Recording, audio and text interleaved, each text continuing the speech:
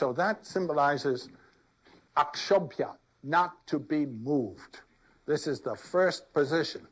You have found it, you're sitting there, you're in the immovable spot, and no appeal of the journalistic field of time is going to move you. That's the first step. The second step is, having found the still point, to come back into the field of time. So we have two Buddhisms. One, the small vehicle Buddhism that's going away from the field of time. And then another Buddhism that comes in the 1st century AD and is represented by this, that we are manifestations, that we can move in this field of time, but without being moved. This is known as joyful participation in the sorrows of the world. And you can do that.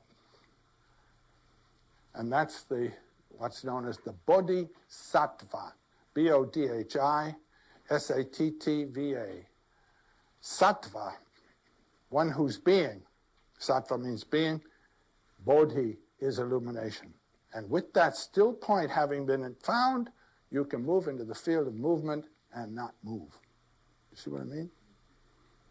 That's the important thing. Now, years ago, I had a wonderful friend, Heinrich Zimmer.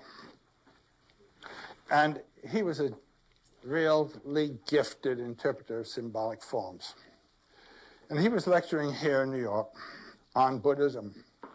And he wanted to describe the difference between the little vehicle Buddhism, Hinayana, and the big vehicle Buddhism, Mahayana. And he used a wonderful image that I'm going to try to render to you. When the Buddha achieved illumination that night, he was so stunned that he sat for 7 days in one place without moving. Bing! This is being utterly removed from the field of time. Then he got up and walked 7 paces back and stood for 7 days looking at the place where he had been sitting. This is relating the temporal to the immovable realization.